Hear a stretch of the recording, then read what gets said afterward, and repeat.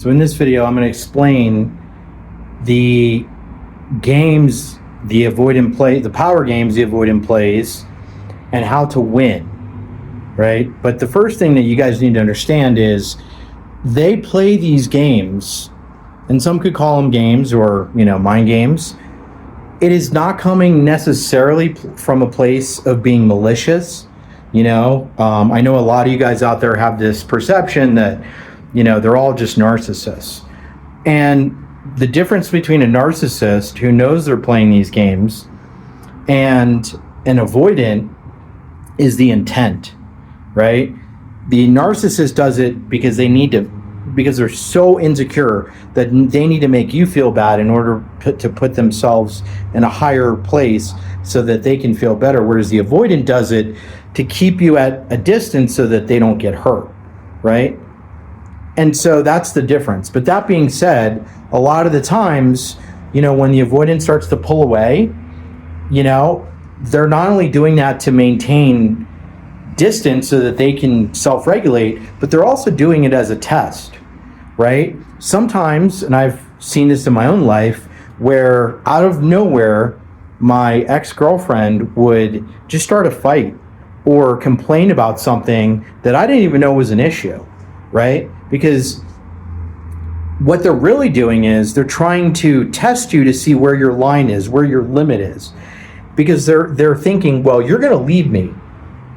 And when you leave me, I'm going to be in so much pain. So how much can you take? What can you tolerate? Where's the line, right? And the way to respond to that is to not get into an argument with them, or to try and reason with them, or to try and, negotiate like, well, I don't understand why you're doing this, and it's just not fair, and, that's not okay, and, trying to set boundaries out of frustration or anger. The way to do it is you can simply observe. Hey, I notice that it seems like you're kind of dysregulated. It seems like you're upset. You accuse me of this. I don't feel that that's correct. I don't feel like that's an accurate picture of what's going on, but I'm more curious, what's really going on? Is there something that prompted this? Because I don't feel like I've done anything. Well, you always do this, and okay, well, you know what? I respect your opinion, but what I'm trying to figure out is how to solve the issue, right?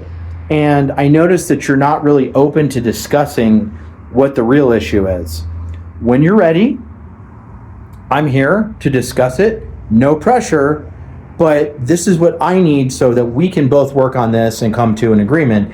I don't want to continuously argue, right? And then you just leave it at that. And if they keep on, you just go away, right? You go to another room, you take a walk, whatever it is.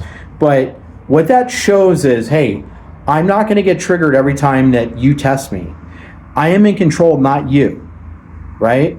I am not going to leave just because you pushed me, despite what you think, which is that everybody leaves no matter what. It's just a matter of time, right? This is what they think. This is one of the narratives that they play.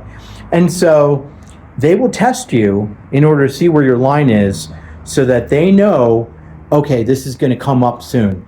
I can tell they're getting ready to leave, and that means that I need to start pulling away. I need to start shutting down, and I need to start running my tapes. Oh, it was never going to work out anyway. Oh, this is just how it is. Oh, this is better. I'm better off without them. All those things have to start coming on board when they sense that you're going to, pull away, or you're going to be the one to end things. So they do this, right? They also do a lot of other things like breadcrumb you. Are they safe? Do they hate me? And this is after the relationship. And so what I want you guys to understand is all of these things that they do are tests, right? After the relationship ends and then they reach out to breadcrumbing you, that is a test. Are they still mad at me? Or is it safe to come back? Can I get this need for connection met without risking anything? Where is the line with them? All of that comes into play with them. And the way to solve for this is for you to stay neutral, right? You can't get into it with them because that's just going to confirm all of these negative belief systems that they have.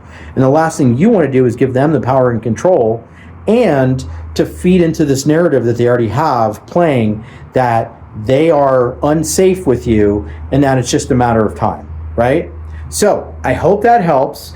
If you are really struggling with this, here in a little bit, probably in the next month, I have an 8-week program where I'm going to start doing group coaching, and it's going to be extremely affordable. It's going to be less than the price of one of my one-on-one coaching sessions for an entire month of group coaching. So if that's something you're interested in, drop a comment below and say, hell yeah. And by the way, guys, let me know in the comments what, because I keep asking you guys and you guys never tell me, because never, in the comments, what other topics are you guys interested in knowing about? Where is the sticking point? Where are you guys getting stuck? Let me know in the comments and I will talk to you on the next video.